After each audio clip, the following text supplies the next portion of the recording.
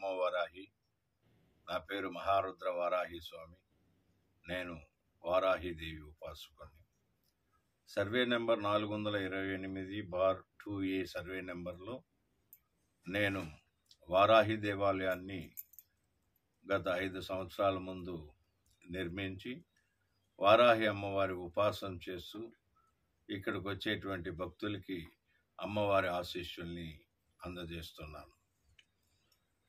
ఇప్పుడు గత 1.5 సంవత్సరంగా ఇక్కడ స్థానిక నాయకుల అండతో వై గంగిరెడ్డి మరియు వగైరాలు ఈ స్థలాన్ని ఖాళీ చేయాలని చెప్పి ఈ స్థలంలో వాళ్ళు దౌర్జన్యంగా భక్తులపైన దారులు మూసివేయడం, వచ్చిన భక్తులపైన పరుష పదజాలంతో మాట్లాడడం, వారాహి ఉపాసకులైనటువంటి నన్ను విచ్చలవిడిగా తిట్టడము, భూతు పురాణం మరియు వారి కుటుంబ స్త్రీలను పిలిచి మా మీద పచ్చి బూతులు మాట్లాడుతూ మాకు ఎంతో మనోవేదన కలిగిస్తూ ఉన్నారు.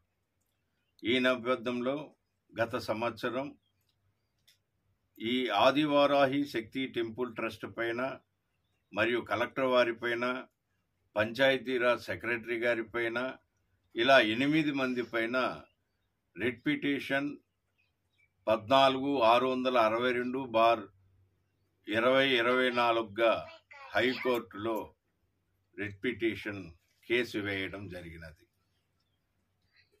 అదే సంవత్సరం 24/7/2024న ఆ యొక్క వై గంగిరెడ్డి వగైరాలు వేసినటువంటి ఆ కేసుని హైకోర్టు వారు డిస్మిస్ చేయడం జరిగినది.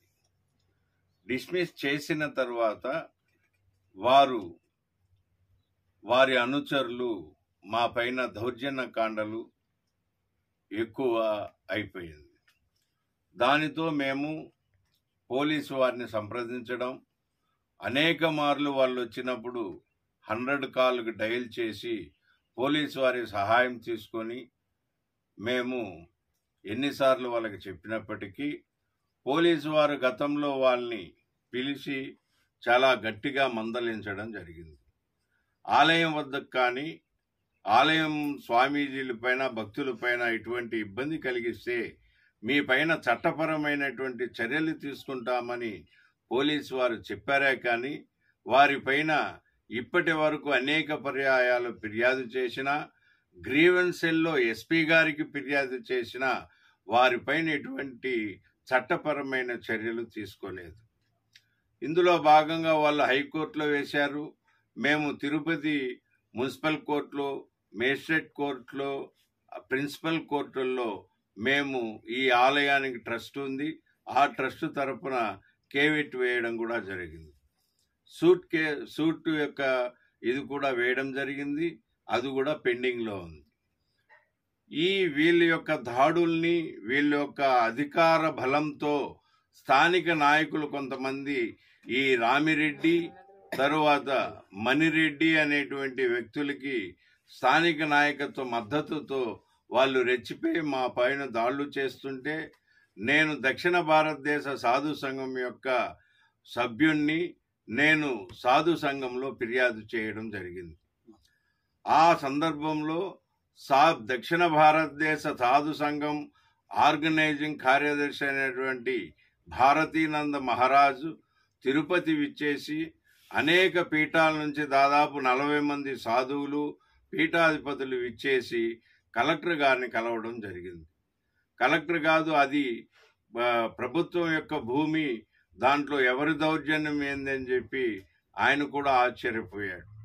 మేము ఆయనకి ఫిర్యాదు చేశాము. అదేవిధంగా ఎస్పీ గారికి వీళ్ళు చేస్తున్నటువంటి దౌర్జన్యాల్ని ఇక్కడ ఉండేటువంటి సీసీ కెమెరాల యొక్క ఫోటోలు మరియు వీడియోలను కూడా పెన్ డ్రైవ్ ద్వారా కలెక్టర్ గారికి, ఎస్పీ గారికి అందించడం జరిగింది. ఆ తరువాత ఈ పీఠాధిపతి అయినటువంటి భారతీనంద్ మహారాజా ఆయన ఈ ఆలయానికి ఉత్తర్వులు ఇచ్చినటువంటి ఏపీడీసీఎల్ మీటర్ శాంక్షన్ అయితే కూడా ఆ మీటర్ని ఇక్కడ బిగించనీయకుండా స్థానిక నాయకత్వం మద్దతుతో ఏఈడిఈలు కూడా ఈ యొక్క మీటర్ ఇవ్వకుండా మమ్మల్ని అనేక విధాలుగా ఇబ్బంది పెడుతున్నారు. వారాహి మాతకు పగల్లో పూజలుండవు, సాయంత్రం వేళ మాత్రమే సూర్యుడు అస్తమించిన తర్వాతే వారాహిదేవికి పూజలుంటాయి. ఈ వారాహిదేవిని చూడడానికి రాష్ట్రం నలుమూల నుంచి కాకుండా ఇతర రాష్ట్రాల నుంచి కూడా, సుదూర ప్రాంతాల నుంచి కూడా అమ్మవారి దర్శనానికి వస్తుంటారు. ఈ సాయంత్రం వేళ పూజల వల్ల ఇక్కడ ఇది నదీ పరివాహక ప్రాంతం కాబట్టి చుట్టూ ఇది ఉండడం వల్ల ఇక్కడ విష జంతువులు, సర్పాలు తిరిగేటువంటి అవకాశాలు ఉంది. కాబట్టి భక్తులకి మీరు రక్షణ కల్పించండి, ఇక్కడ పూజలు చేసే వాళ్ళకి రక్షణ కల్పించండి అని డిఈ గారికి చెప్పడమైంది, ఏఈ గారికి చెప్పడమైంది.